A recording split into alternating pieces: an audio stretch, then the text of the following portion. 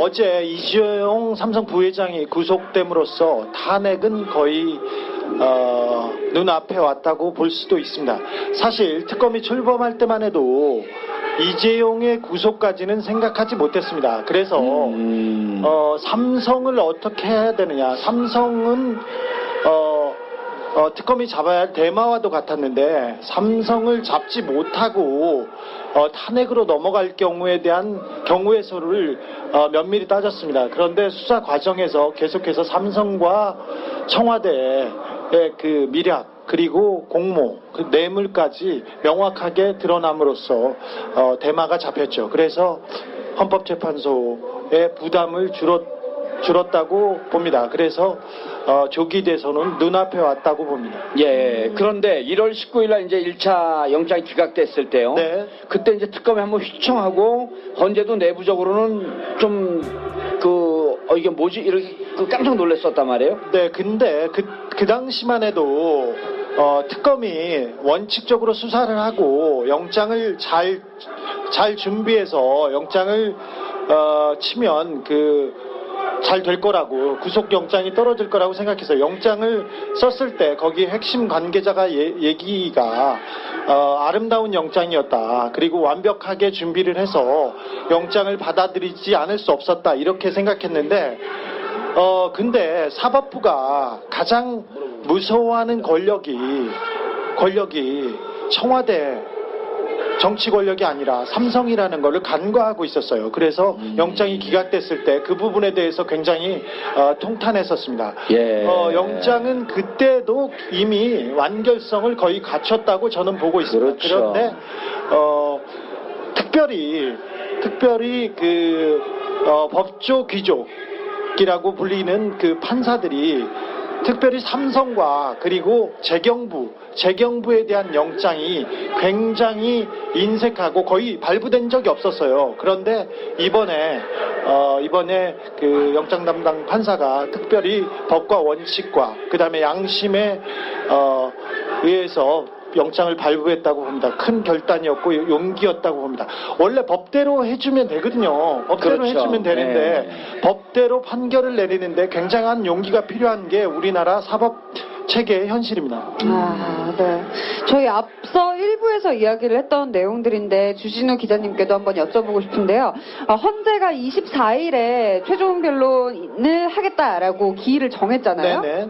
근데 탄핵 심판과 대선은 언제쯤 이루어질 것으로 예상을 하시는지 궁금해요. 일단 박근혜 대통령 측의 작전이라고 볼 수 있었는데 작전이 지난주에 이 헌재 심판을 박근혜 대통령의 대통령에 대한 탄핵 심판이 아니라 고영태 게이트로 만들어서 고영태에 대한 탄핵 심판으로 만들려고 계속해서 고영태를 헌재 증인으로 부르고 그 다음에 고영태와 최순실의 불륜 같은 그리고 주변 얘기를 하면서 막장 드라마로 몰고 가고요. 그 다음에 이재용 부회장의 영장을 기각함으로써 특검이 무리했다. 박근혜 특검이 아니라 탄핵 특검이 아니라 삼성 특검으로 다른 곁가지를 치고 있다. 이 얘기를 하면서 태극기 집회 그리고 보수 세력을 결집해서 분위기를 끌고 넘어가려고 했습니다.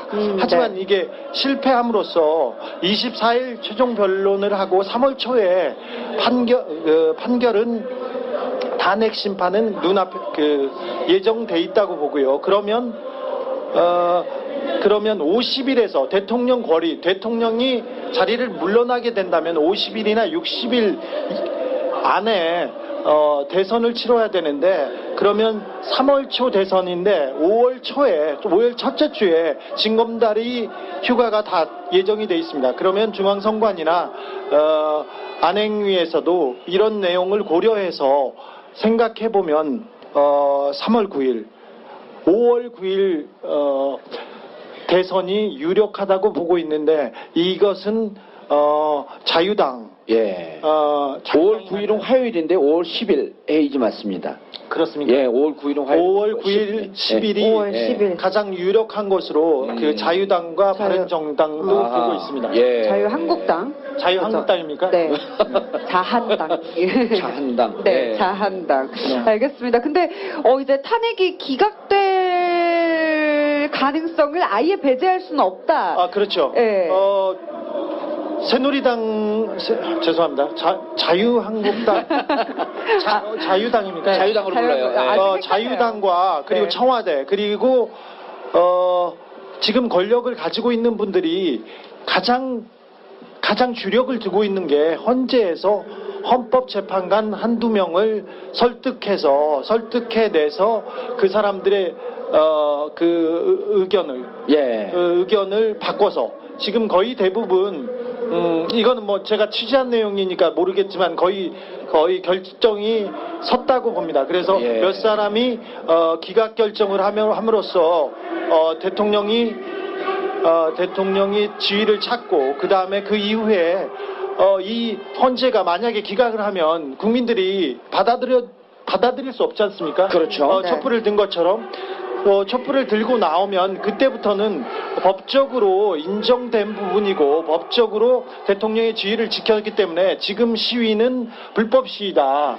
법에 위배되는 거다. 그래서 원천 봉쇄를 하거나 과잉 진압을 함으로써 충돌이 생기고 만약에 혼란이 커졌을 경우 그게 계엄령으로 가거나 다른 내용으로 다르게 이렇게 혼란으로 넘어갈 수 있습니다. 그때 박근혜 대통령이 결단을 내려서 뭐 하야를 한다던가 아니면 조기 대선을 결정을 하면서 그래서 판을 바꾸겠다 이런 게 그 자유당과 새누리당 사람들의 시나리오라고 보는데 예. 근데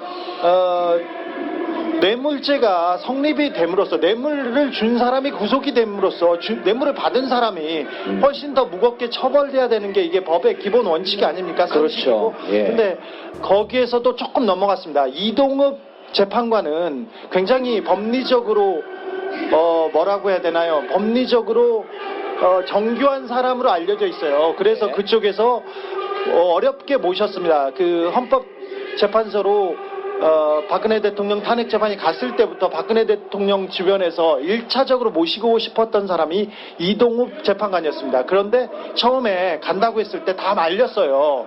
가족들이 말리고 아하. 이동욱 재판관이 그 의지하는 스님도 말렸어요.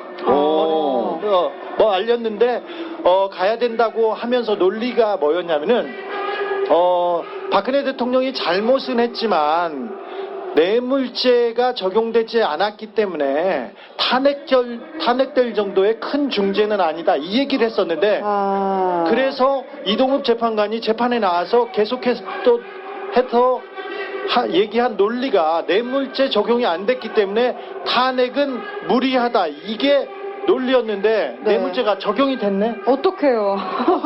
그래서 자기 발등을 지금 찍고 있습니다. 발등을 아이고. 찍었네. 예. 예.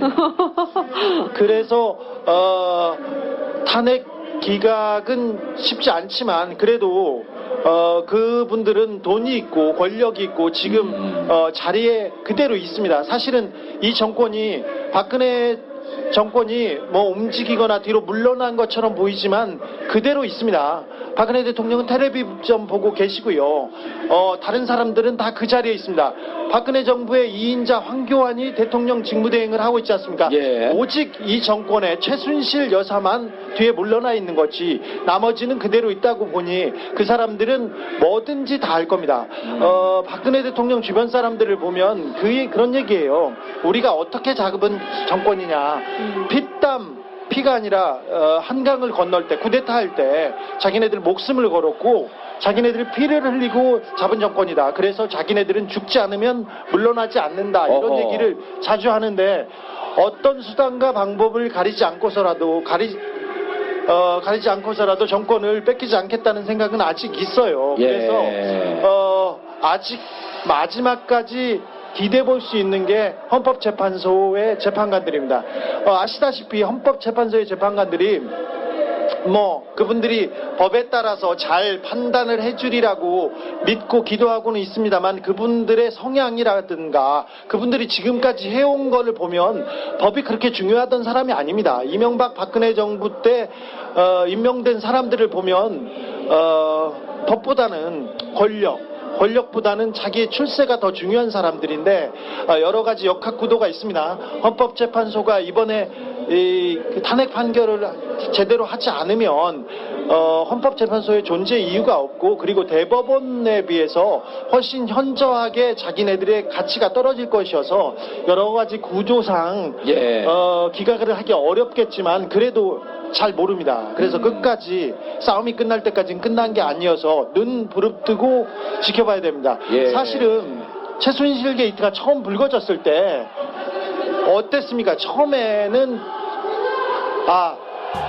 굉장한 사건이 터졌지만 이 정권에 언론과 검찰을 동원해서 다 묻어버리라고 생각했습니다. 그런데 11월 25일이었습니까? 민중총궐기 때 100만 명이 광장에 모이자 검찰도 놀라고 정권도 놀랐습니다. 그래서 그때 검찰도 사실 서울중앙지검 우병우의 아이들이고 황교안의 아이들입니다. 그 사람들 수사하지 않았던 사람들인데 그분들도 수사를 열심히 했습니다. 특검도 그 촛불의 힘으로 발진을 했고 그 힘으로 수사를 여기까지 해왔습니다. 이 촛불의 힘이 계속 영향을 미치고 있다고 생각하는데 그래서 저기에서 사람들을 계속 동원하고 있습니다. 반대편에서는. 근데 촛불이 꺼지지 않고 계속해서 함성을 외치면 헌법재판소에서 법에 따라서 잘 판결하리라고 봅니다.